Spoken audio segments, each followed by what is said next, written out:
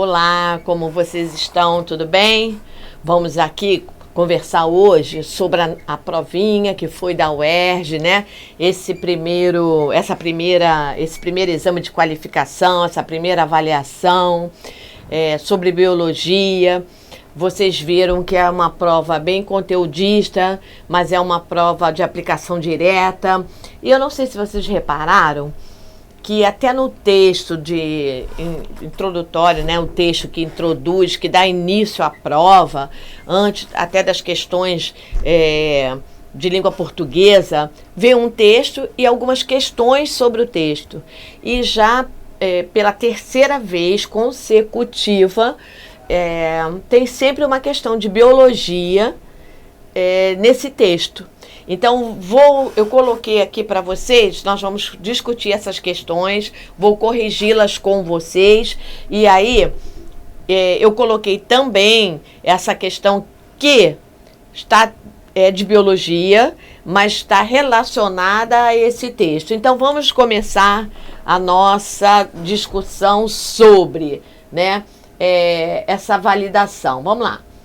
E aí, esse primeiro exame de qualificação, essa é a questão aí, número 7, que é uma questão que está relacionada ao quê? Ela está relacionada ao texto, com o texto base.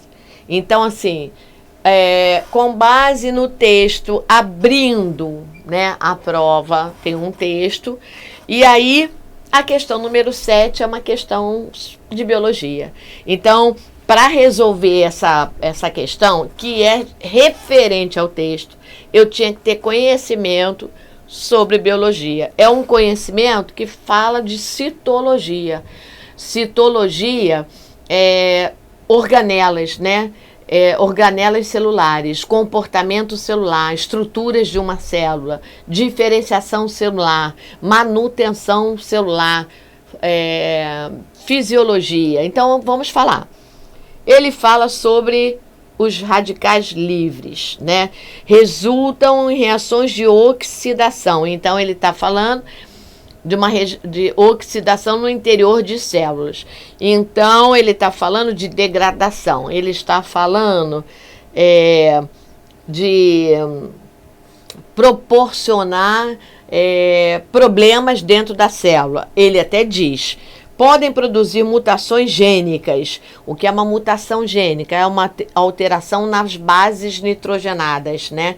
E é uma alteração, pode mudar um aminoácido. Se mudar um aminoácido, ele muda a estrutura primária da proteína. Então, proporciona uma mutação gritante. Se não muda o aminoácido, porque o mesmo aminoácido pode ser formado por trincas diferentes, é uma mutação que seria silenciosa, que não é o caso aí, porque ele fala que provoca, né,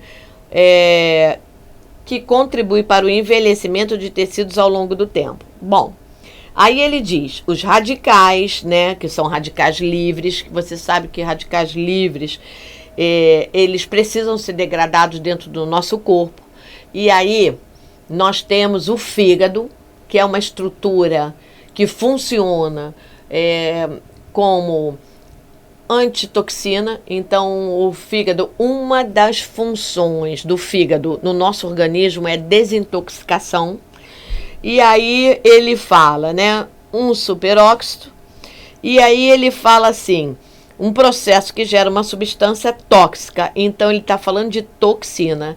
Então, ele está falando de desintoxicação, porque o seu corpo é preparado para eliminar qualquer problema que venha existir. Nem sempre ele consegue isso.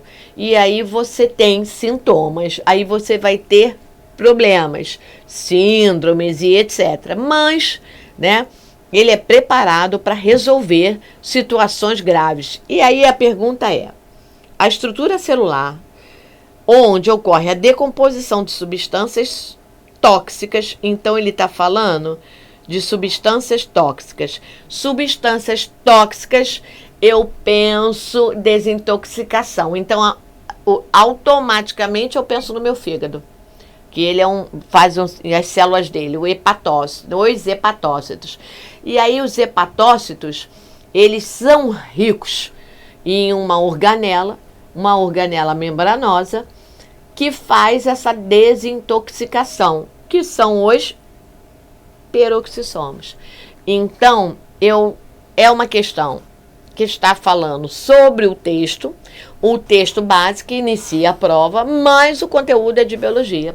Para que eu pudesse resolver essa questão, eu tinha que ter conhecimento de biologia. Os lisossomos, eles também poderiam fazer uma digestão, mas não é esse tipo de digestão, de degradação de substância tóxica. É uma digestão intracelular, é uma digestão de autólise, é uma digestão de autofagia. Então, quando eu falo lisossomos, eu estou falando de digestão. Quando eu falo ribossomos, eu falo sobre produção de proteínas. Então, eu falo sobre síntese de proteínas. Eu penso da tradução. É uma organela não membranosa, é a única organela existente em todos os tipos celulares, em todos os tipos, tanto as células procariotas quanto as células eucariotas. Então, tem ribossomos, bactérias também vão ter ribossomos, porque estão relacionadas à síntese de proteínas. E dentro desses ribossomos eu tenho o RNA ribossômico, né, ribossomal. Nesse momento ocorre ali o processo de tradução, que vai ser um processo de sequenciamento dos aminoácidos na produção, na síntese de proteínas. O que são fagossomos? São vacúolos, são bolsas formadas a partir de uma fagocitose, né? A partir do momento que a célula engloba uma substância. Essa substância é uma substância sólida. Então, por exemplo, quando uma célula, um anticorpo, né, um glóbulo branco, um leucócito, ele engloba uma bactéria, um vírus, né, ele faz uma fagocitose. E aí esse vírus fica dentro desse fagossomo, que vai ser conduzido até um lisossomo, obviamente, para que ocorra a digestão. Então, eles serão digeridos. Então, quando eu falo em peroxissomos, eu automaticamente estou ligando a questão das substâncias tóxicas. Olha aí só como um texto, né, de introdução, um texto base, pode ter uma questão de biologia, uma questão que pode ser trabalhado junto. Bom, esse aqui é o peroxissomos, que tem enzimas, né, enzimas de degradação, catalases, e aí é uma organela membranosa, normalmente encontrado em células eucariotas, não tem em célula procariota, de origem animal. Então, assim, é muito importante, tá? Quando fala no seu corpo, as células que mais possuem peroxissomos são as células do fígado, chamadas hepatócitos, já que uma das funções do fígado é a desintoxicação. Por isso que você fala assim, a pessoa que fuma, que bebe, pode ter cirrose. A cirrose no passado estava só relacionada à ingestão de bebida alcoólica. Hoje, você já sabe que a cirrose não está só relacionada à ingestão de bebida alcoólica. A cirrose pode estar relacionada à questão do tabagismo, a questões de ingestão de muita quantidade de remédio. Uma pessoa que tem, por exemplo, faz quimioterapia, ela pode ter uma hepatite medicamentosa, porque é um processo de intoxicação do fígado, já que ele tem que degradar substâncias tóxicas. Bom, esse aí é um processo de fagocitose, e aí esse aí é um fagossomo. Eu botei assim, para vocês verem, existe o pinossomo e o fagossomo. O fagossomo é a partir do processo de fagocitose. E a fagocitose é um englobamento de partícula sólida. O pinossomo é a partir do processo de pinocitose, que é um englobamento de uma partícula líquida. Bom, vamos às questões de ciência da natureza, que agora é relacionada à nossa biologia, à nossa química, à nossa física, né? Então eu vou comentar com vocês as questões de biologia relacionada ali. Então vamos lá. Olha o que ele fala. Os manguezais têm a capacidade de armazenar carbono. Poxa, ele já chamou a atenção para o armazenamento do carbono. Então, eu sei que o carbono, em excesso na natureza, ele acentua o efeito estufa. Então, assim, falou em carbono, eu posso falar sobre o monóxido de carbono, o dióxido de carbono, eu posso falar sobre metano, olha só, tudo com carbono. Então, o resgate do carbono, ele é fundamental. Por isso que o desmatamento, a taxa de fotossíntese, o desmatamento diminui a taxa de fotossíntese. E a fotossíntese, ela está resgatando o carbono para a produção de moléculas de glicose. Então, fixa o carbono. Então, eu já tenho ali na primeira linha uma cola, armazenar carbono. Aí ele fala, pois a ausência do oxigênio no solo desse ecossistema retarda ou até impede a decomposição da matéria orgânica soterrada. Aí ele fala assim, se impede a decomposição, digamos assim, ele vai armazenar, ele vai reter.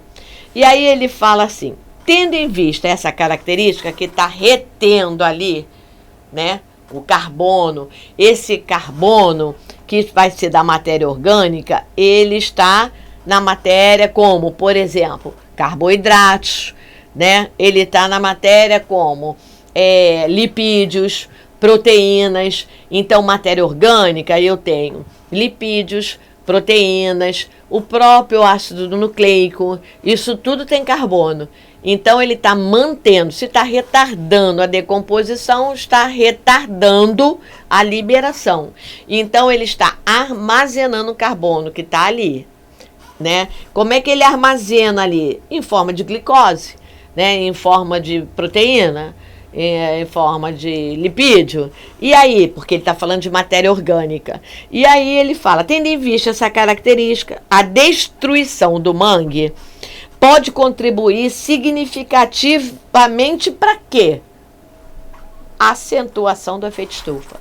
Porque quando fala carbono, eu penso efeito estufa, aquecimento global.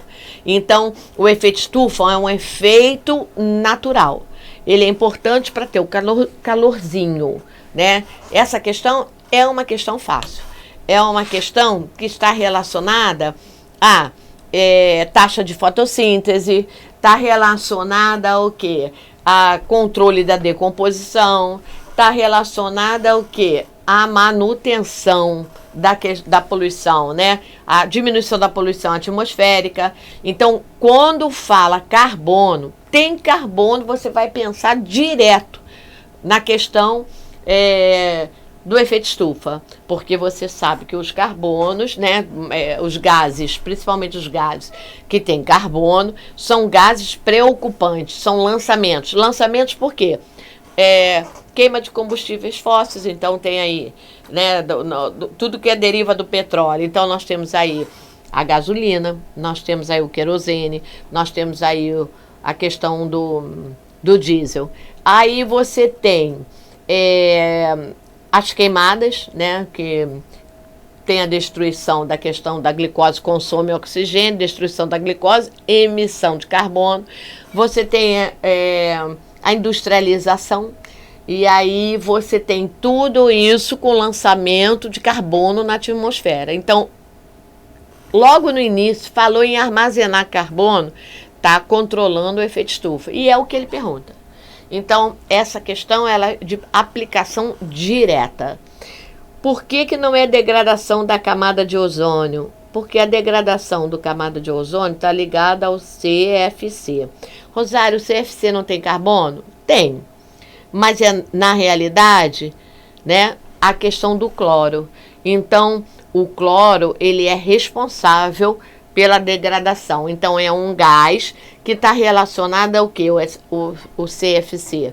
Aerosóis, freezers, geladeiras, ar-condicionado antigos, porque os novos já têm controle dessa emissão, desse gás utilizado na manutenção no seu funcionamento. Mas muitas pessoas ainda têm geladeiras antigas, de 30 anos, que funciona, aí a pessoa, não, a geladeira está bem, o meu ar-condicionado é antigo, está funcionando bem. Geladeira, então, o pessoal troca mais o ar-condicionado do que a geladeira. Então, nós temos ainda muita emissão de CFC para a atmosfera. Magnificação trófica, redução, seria uma questão acumulativa de quê? E não é do carbono. É acumulativo, por exemplo, de metais, né, como, por exemplo, o mercúrio, estou dando um exemplo, ou uso de agrotóxico, o que é isso? Ou de outras substâncias químicas de indústrias lançadas no rio, substâncias químicas que são tóxicas. O que é a magnificação trófica?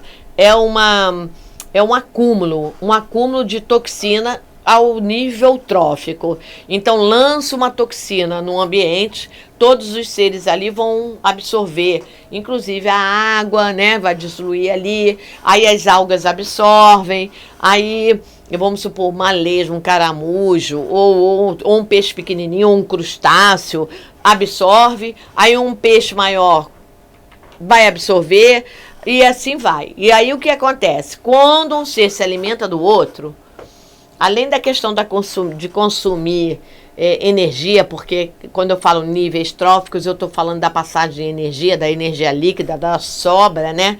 Porque quando você se alimenta, você obtém uma energia e aí você consome ela e transforma essa energia em movimento, em calor, o que for.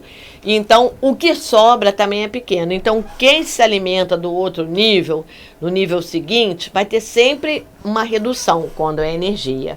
Só que quando é toxina, ele está naquele ambiente, ele já recebeu a toxina.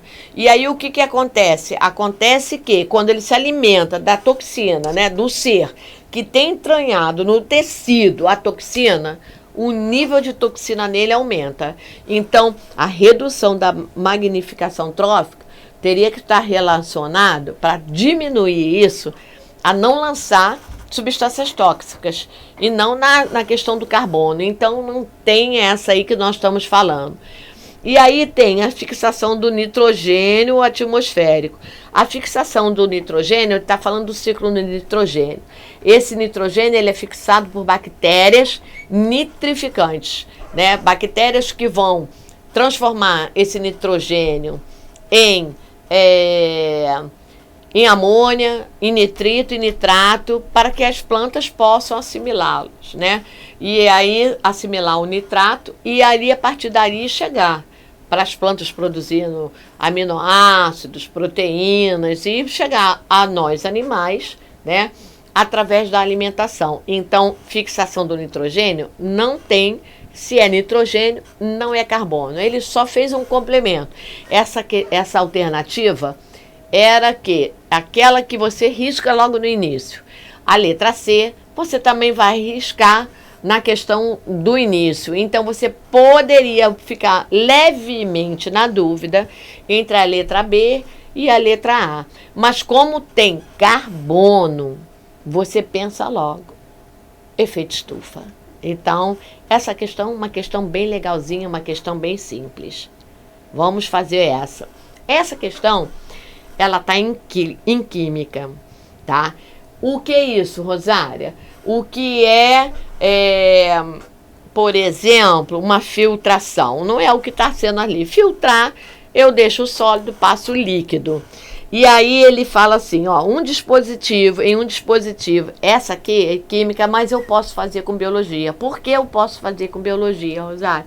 Porque quando você estuda tratamento da água, por exemplo, né, quando você vai estudar que fez a decantação, você vê, deixa a água parada, você adiciona, né, óxidos de alumínio para aglomerar as partículas pequenas, né? Elas ficarem. E aí algumas vão pesadas, vão para o fundo.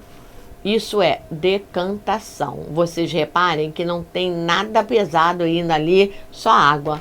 Então, água e óleo. Então, não tem ali, por exemplo, uma outra que vai ficar água parada e vai decantar. Você vê isso na sua casa.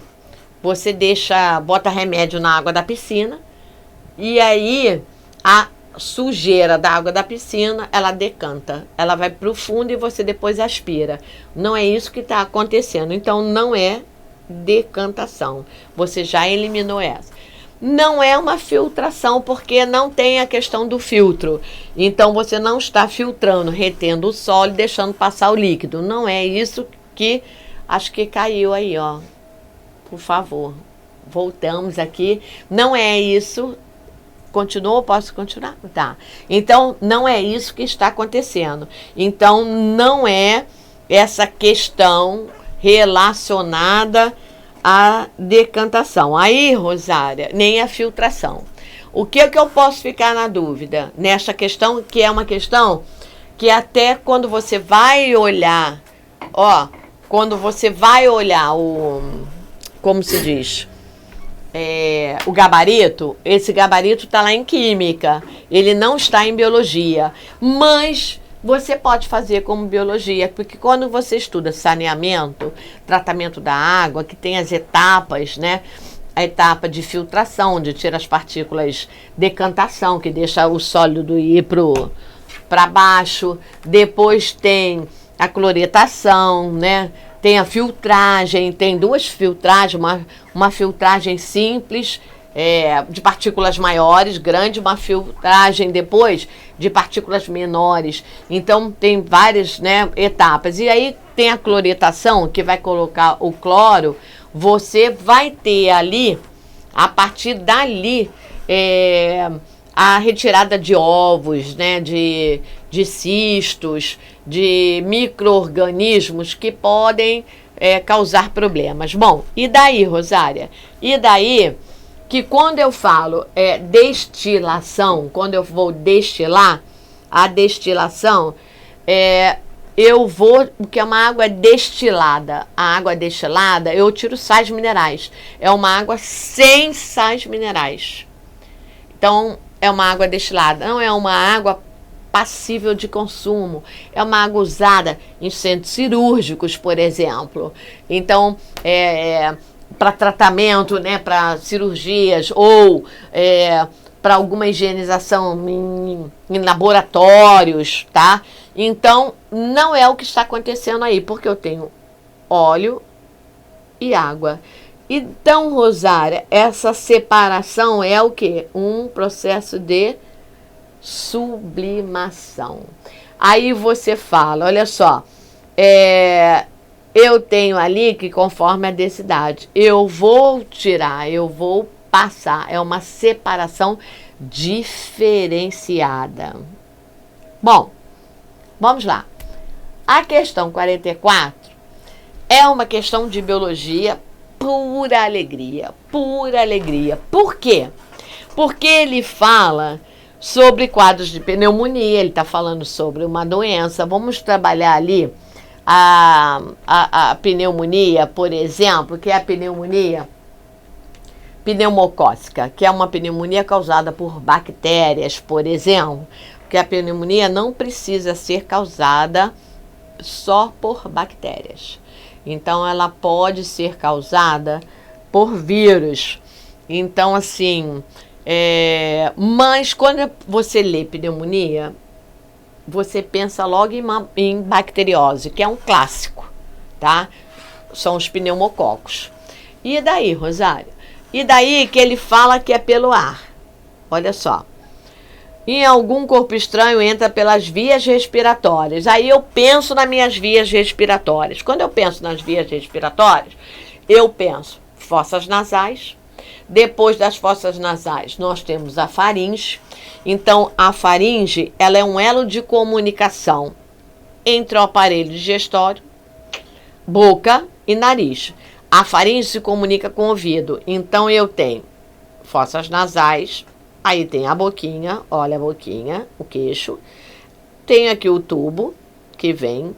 Aí tem a boquinha, que também vem, olha só o elo. E isso aqui é a minha faringe. A minha faringe é exatamente esse canal aqui. Então, a faringe, ela vai se comunicar com o aparelho digestivo e com o aparelho respiratório. Tanto que quando você está comendo e você fala ao mesmo tempo, ou, né, no momento de distração, você engasga. Por que engasga? Porque a nossa faringe, ela bifurca no final. No final, ela vai dividir. Como é que ela divide, Rosário? Ela tem uma glote, que é uma válvula, com uma tampa chamada epiglote. E aí esse lado vai para o aparelho respiratório. Então, eu agora estou falando, não estou deglutindo. Então, se eu estou falando, o ar está entrando, a minha epiglote abre a minha glote, entra a partir da minha faringe para o aparelho respiratório, eu vou ter a minha laringe, onde estão as pregas vocais que me faz, né, emitir o som. Na boca eu articulo e pá, estou falando. Mas se eu vou beber um líquido, né? Peraí que eu tô com sede, vou beber uma aguinha. A minha epiglote, ela fecha a minha glote. Por que que ela fecha a minha glote? Ela vai fechar a minha glote porque se entrar na minha glote, vai entrar no início da minha laringe, eu vou ficar engasgada. Então, vocês vejam que quando você engasgou na vida, você teve falta de ar. Por quê? Porque ali só deve entrar ar e não substância, nem líquida, nem sólida. Então, mesmo que em gotinhas. Então, nós temos um problema sério com relação a isso. Bom, e daí, Rosário? E daí que, se eu não me contaminei através do processo aéreo, eu me contaminei pela boca. Por quê? Porque a faringe, ela tem esse processo. Então, uma explicação para a possibilidade de entrada de corpos estranhos, que são chamados de antígenos. Antígenos, corpos estranhos, né? É a comunicação do sistema respiratório com quem? Com o sistema digestório. Por que com o sistema digestório? Porque tem ali a questão da faringe. Então, não é o sistema nervoso, porque o sistema nervoso está guardado lá. Nós temos o central e o periférico. E aí, o central está comandando tudo isso, as questões voluntárias e involuntárias, e a questão dos nervos trabalhando, que são a questão do sistema nervoso periférico. Não é o sistema excretor, porque está relacionado lá a questão da excreção, da filtragem do sangue, a questão renal já está lá, ó, eliminando. Então, eu tenho lá os rins que filtram a urina. Rosária, mas não poderia, por exemplo, ser a excreção do dióxido de carbono? Sim, mas se não é pelo ar, não posso falar dele. Então, não é pela questão lá renal, né? E então, porque ele está falando que tem um elo de comunicação, ele diz aqui, ó, comunicação. Se tem comunicação, é a faringe. Então, esse pedaço aqui, que é chamado de faringe, vai fazer a comunicação. Então, só pode ser o sistema digestório, tá? É uma questão também conceitual. Vamos falar assim, Rosária, é uma questão fácil? Sim, desde que você tenha conhecimento. Desde que você lembre que você viu isso lá no 7º ano, que depois você viu isso, né, lá na primeira série do ensino médio e viu novamente na 3ª série do ensino médio, quando você fala de fisiologia, quando você fala de sistemas. Você viu primeiro histologia, você viu citologia, que você falou de células e membranas, transporte, tudo isso. Depois você viu histologia, que são os tecidos, né, diversos tipos de tecidos, e aí você vê as estruturas, que são os sistemas. Então, aí, ó. Vamos lá. Próxima questão. Essa questão é a questão que, a meu ver, né, assim, ao meu pensamento, seria uma questão que o aluno, se não tivesse uma percepção, iria ficar com mais medo e teria maior dificuldade. Por 2 motivos. Primeiro, eu tenho que pensar sobre a duplicação, né, do material genético antes de qualquer divisão celular. Então, eu tenho que saber que o material genético, ele duplica antes de uma divisão celular.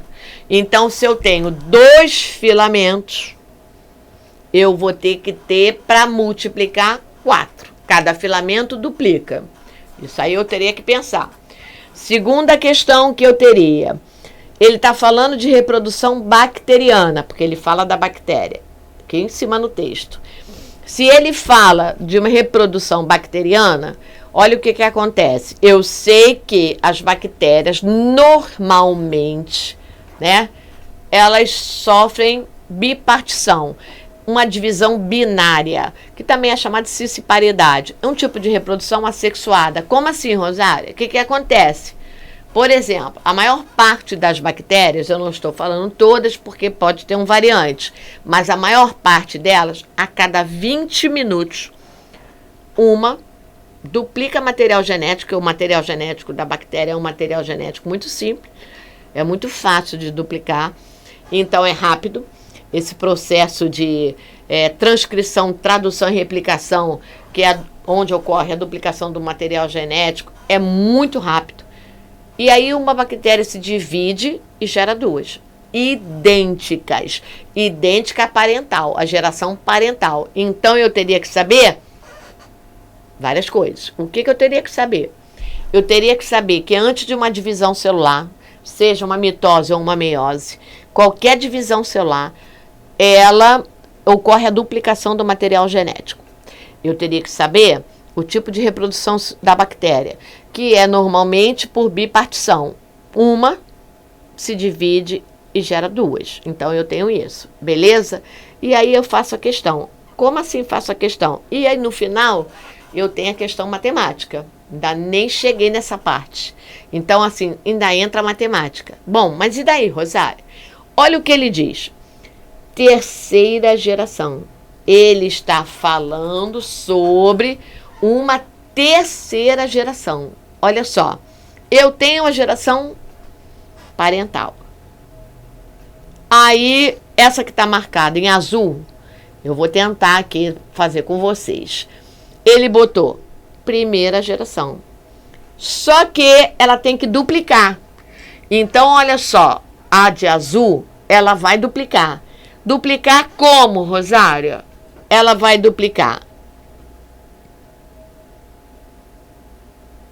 Essa também duplica, ó. Porque a divisão é 1 gera 2. Então, eu vou ter 4. Um filamento. Como é que diz, Rosária? Olha só, um filamento vermelho. Um filamento vermelho.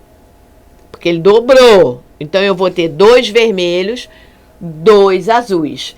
Eu vou ter aqui vermelho, vermelho. E aí, Rosário? Vamos ver aqui. Vou tentar fazer aqui com um diferencial para vocês.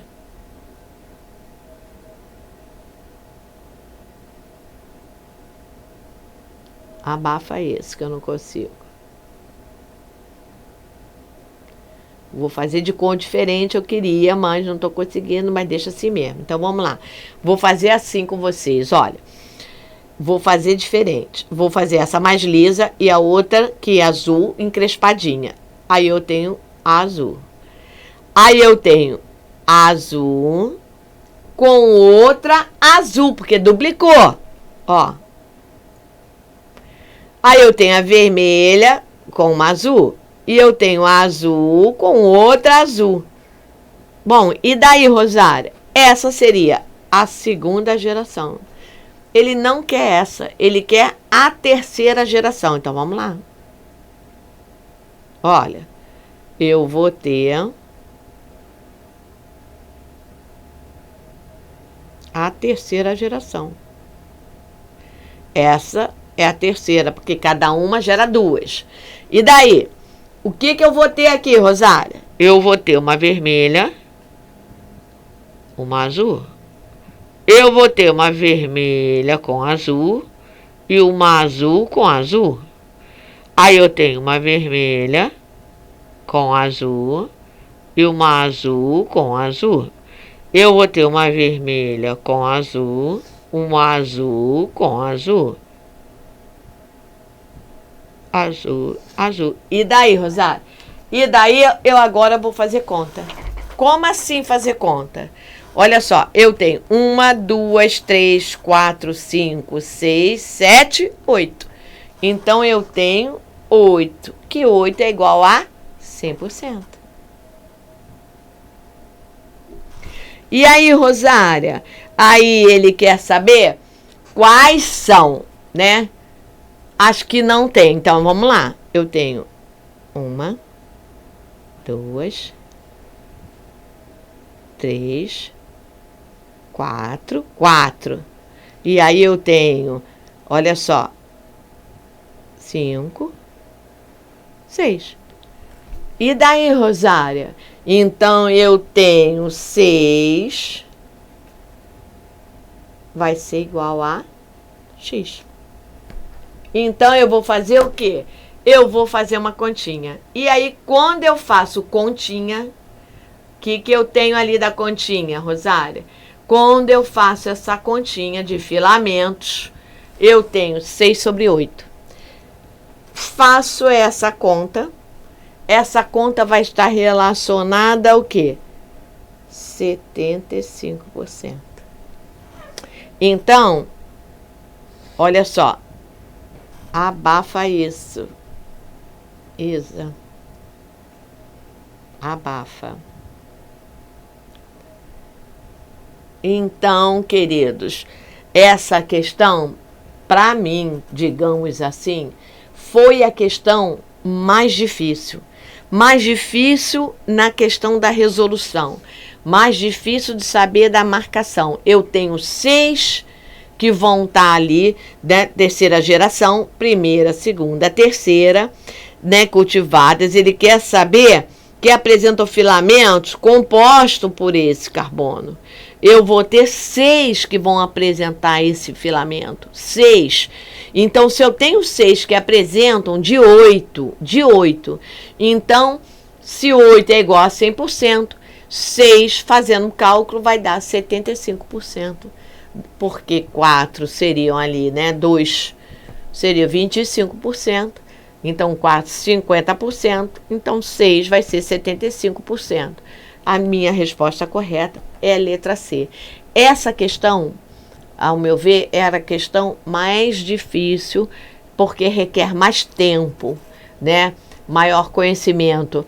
Conhecimento da reprodução das bactérias, conhecimento sobre a duplicação do material genético antes da duplicação, antes da reprodução, né, da mitose ou da meiose, que é o caso aí da duplicação binária, da divisão binária da bactéria. Eu teria que saber que cada uma gera 2, então isso tudo vai proporcionar. E depois ainda pensar na questão de matemática, que eu tenho 8 e que esse resultado de 8 está relacionado a 100%.